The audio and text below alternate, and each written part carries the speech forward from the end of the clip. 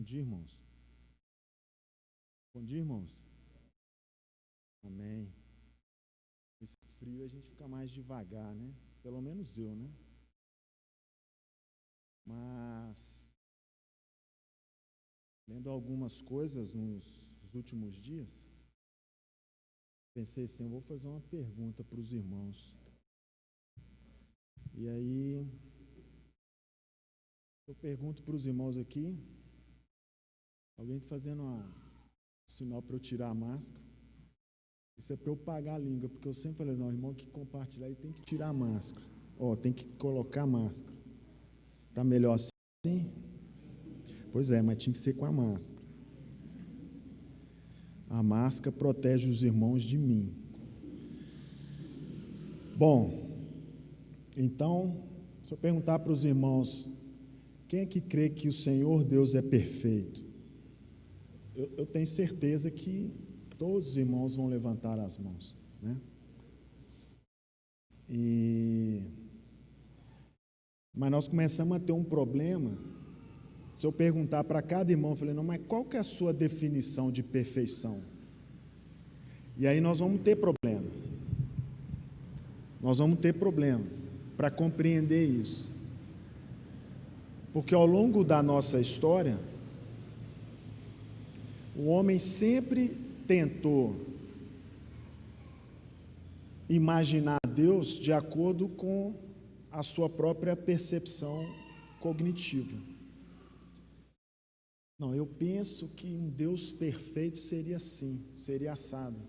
E de várias maneiras, isso tem influenciado, né, ao longo da história, direto ou indiretamente, pode até nos influenciar a maneira como nós enxergamos o próprio Deus revelado na Bíblia. Porque esse é o grande ponto. Tá bom?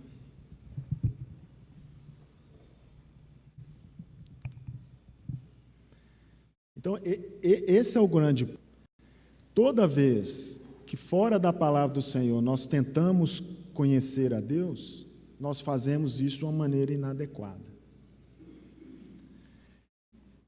Então, posso dar alguns exemplos para os irmãos. Quando a gente sai pelo mundo aí, perguntando o que é um amor perfeito, a gente vai ter várias respostas. Hollywood se especializou em mostrar para nós o amor perfeito. Então ali tem uma cena tão bonita, um casal perfeito, olha como eles são perfeitos um para o outro, né? E nós achamos que aquela cena perfeita é um exemplo perfeito do que deve ser um relacionamento, né? E de várias maneiras nós podemos ser influenciados. Então, se nós pensarmos até mesmo em questões doutrinárias, né, discussões que já levam séculos, né, quando se pensa num Deus perfeito, um Deus que tem um controle perfeito, e aí nós também nos desentendemos, porque às vezes nós temos um preconceito de que significa perfeição, nós definimos como um Deus perfeito exerce um controle perfeito, e então nós, quando lemos na palavra de Deus, nós só enxergamos um caminho, ou um outro caminho. Eu li que Platão tinha filósofo, né, ele tinha uma concepção da perfeição divina peculiar. Platão enxergava um Deus perfeito como sendo um Deus que não muda.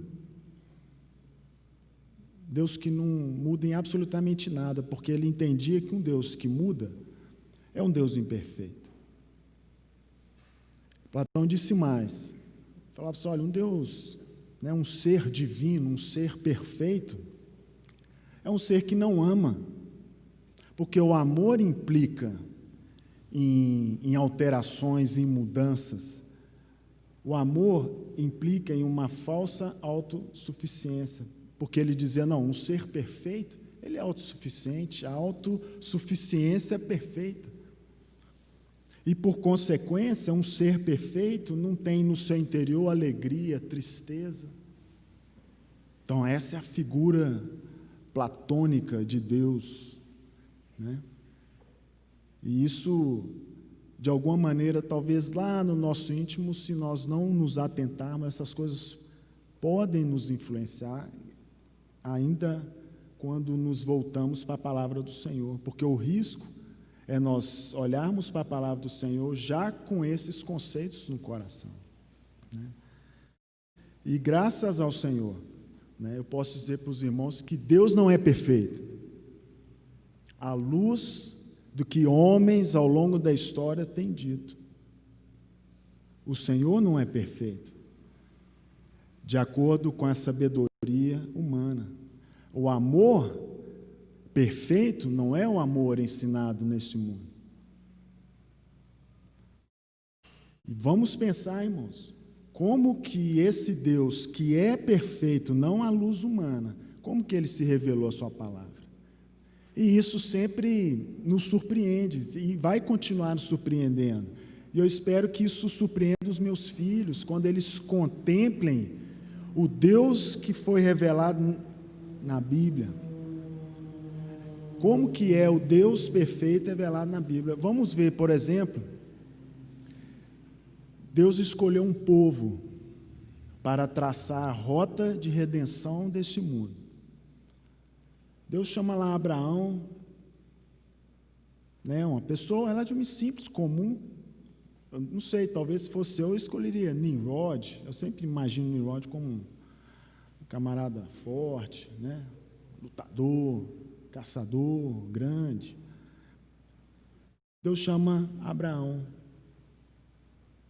E aí, a partir de Abraão, Isaac, Jacó tendo 12 filhos, e um povo pequeno, de dura serviço, difícil. E a gente fica pensando, não, mas peraí, nosso conceito de perfeição tem algum problema aí, mas é o caminho que o Deus perfeito tem escolhido. Né? A palavra perfeição está muito ligada à completude, né? Algo que é bem acabado. Né? Uma cadeira com 2 pernas não está acabada, não é perfeito. Uma cadeira de 3 pernas está quase. Uma cadeira de 4 pernas, ela se mantém em pé, dá para sentar. Mas são esses conceitos, né? Simetria. A gente vem com essas questões na cabeça, mas Deus escolhe um povo simples, pequeno, difícil, mas é por meio desse povo que Deus escolhe testemunhar nesse mundo. Nós conhecemos a história. E a promessa do Senhor, os irmãos vão entender o ponto que eu quero chegar, que é muito simples, não tem nenhuma novidade. Mas todo o plano de redenção, então, que o Senhor traça, e passando pelo povo de Israel, começa a culminar em Cristo Jesus. E aí nós podemos pensar, não, mas agora sim, esse Deus que é perfeito.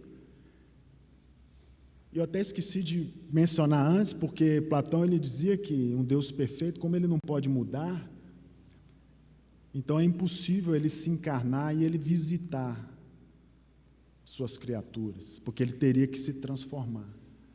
Então, o nosso Deus perfeito da Bíblia, ele contrariou esses pensamentos.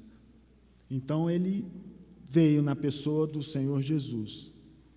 Mas aí nós podemos pensar, não, mas né, deve ter parado o mundo para receber o Senhor Jesus, né, num castelo, né, num grande berço de ouro, porque eram os grandes reis, os grandes poderosos dessa terra. É assim que eles celebravam seus filhos, seus descendentes, não é verdade? Mas o Deus que nós vemos revelado na palavra de Deus, o único Deus verdadeiro, ele então vem a essa terra de uma maneira absurdamente simples. E ele nasce de 2 pessoas simples, né? Maria, tementes ao Senhor, é verdade, mas simples. José, não tinham grandes expressões. E Jesus nasce ali numa estrebaria, numa manjedoura, num local de bicho comer coisa, está ali o Senhor Jesus, o Rei do Universo, aquele a quem foi dado todo o poder acima e abaixo da terra. Então ele nasce ali naquela manjedoura, fala, mas isso tem alguma coisa errada, isso não bate nessa concepção da perfeição. Mas não para por aí, né? Nós pensamos, não, mas então, tudo bem, o nascimento foi simples, mas esse aí vai se tornar um grande poderoso aqui nessa terra, né? Assim pensavam os judeus, não, o Messias ele vem, ele vai liderar uma grande batalha e vai ser agora. Isso é verdade, né, irmãos? Mas não foi naquele tempo, não foi naquele momento. E aquele menino que nasceu pobre, ele testemunhou ser filho de Deus e teve toda a sua trajetória nessa terra, num curto espaço de tempo, mas nesse tempo ele foi rejeitado, ele foi escorraçado, ele foi desacreditado, né? As pessoas riram dele. Isso não bate com uma ideia da perfeição, uma ideia humana, racional, do que algo que seja perfeito. E aí, mas esse ser perfeito, Filho de Deus, que também é Deus, tendo essa trajetória, se já não estava perfeito, entre aspas, ainda piorou, porque ao invés dele ser exaltado, né, à maneira humana, como rei nessa terra, onde ele foi parar? Na cruz. Que loucura, irmãos! Como assim na cruz?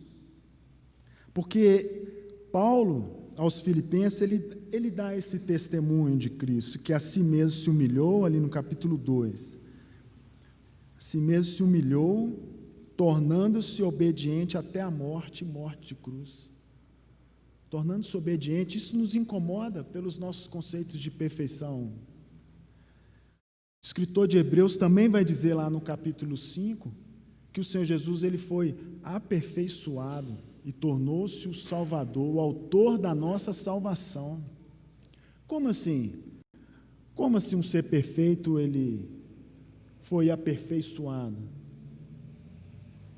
Não, isso desafia o nosso senso crítico do que é perfeito. O ponto, irmãos, que nos surpreende é que a nossa noção de perfeição ela é totalmente equivocada. E nós precisamos nos refugiar aqui. E é muito interessante, eu não estou falando sozinho, que Paulo, lá no primeiro capítulo, quando ele escreve aos Coríntios, ele vai falar sobre isso, se os irmãos se lembram do texto.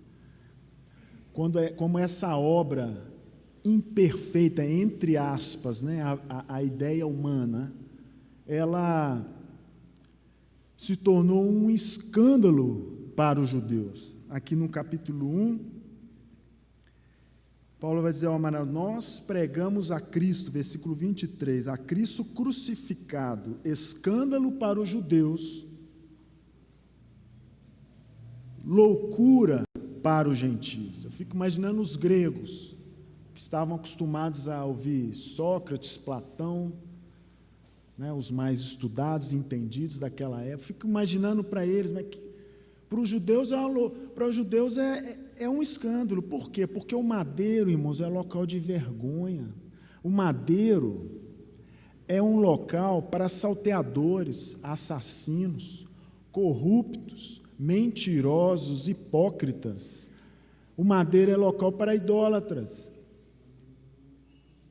O madeiro é lugar para nós. O madeiro é o nosso lugar. Os judeus olharam para aquilo e falaram, que loucura, como assim o Senhor do Universo morrendo numa cruz? Como assim? E os gregos, não, está tudo errado, isso é uma loucura, isso não casa, isso não... Como que um ser perfeito vem a esse mundo e termina, entre aspas, a sua vida dessa maneira? Mas louvado seja o Senhor. Contemplemos, Senhor, irmãos, contemplemos a verdadeira perfeição de Deus. Um Deus que não é algo estático, que é incapaz de se mover, não, um Deus que ama e um Deus que na sua soberania decidiu amar pessoas como nós.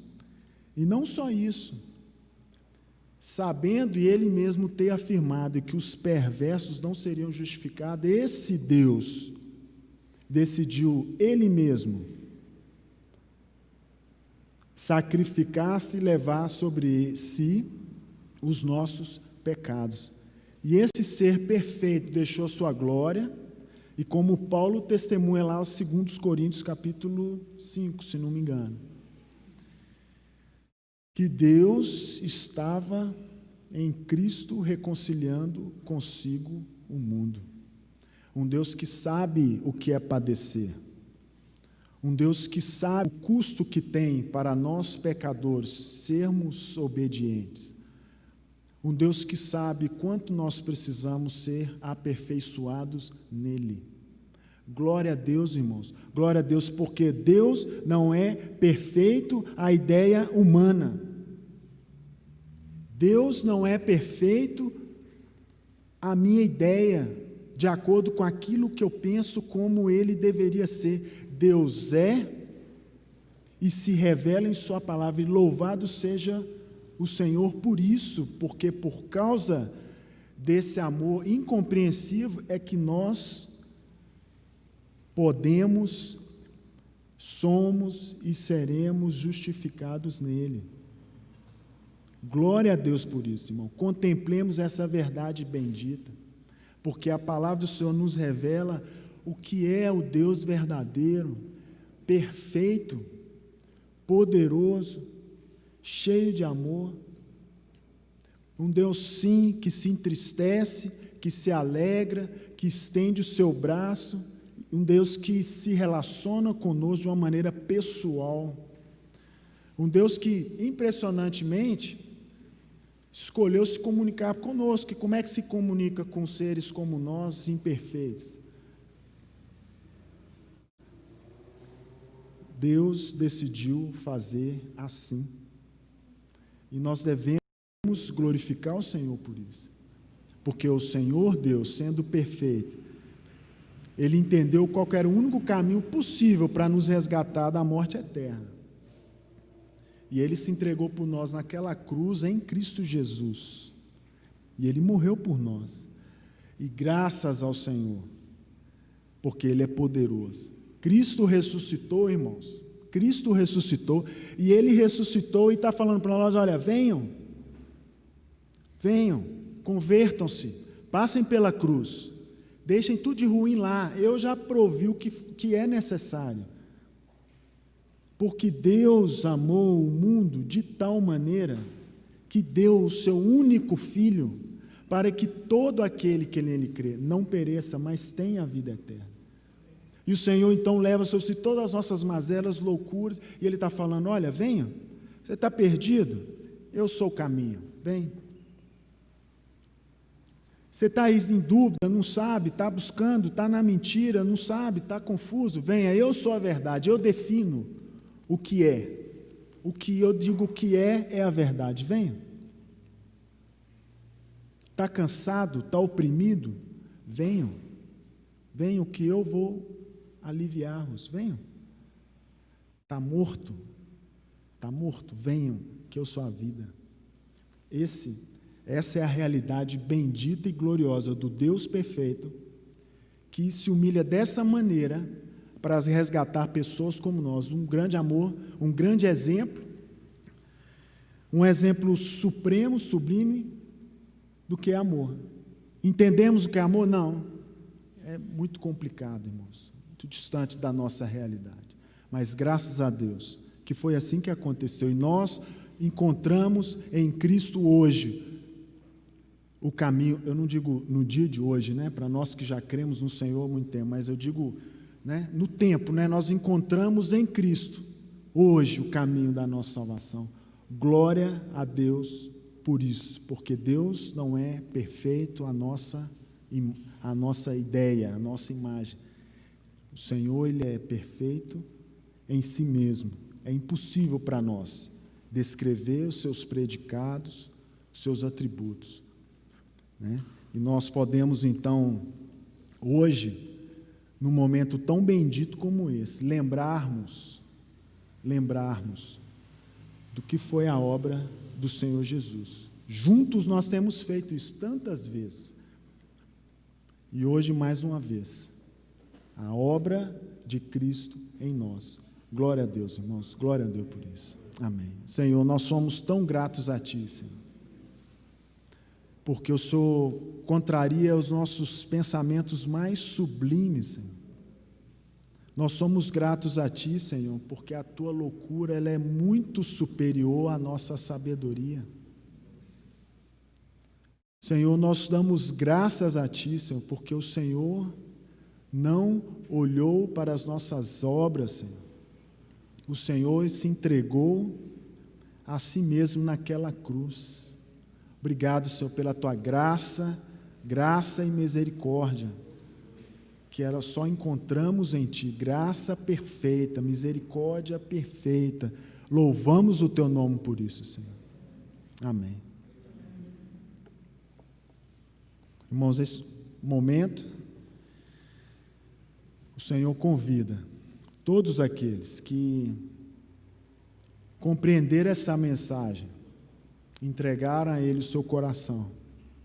Então, esse é um momento para aqueles que creem, para crentes no Senhor Jesus.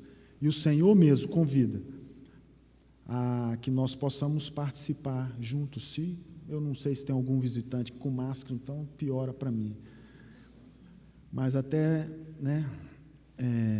para os irmãos que estão em casa e para nós, o Senhor é aquele que nos convida a participar desse momento. Vamos participar então com alegria, e relembrar a obra de Cristo por nós naquela cruz.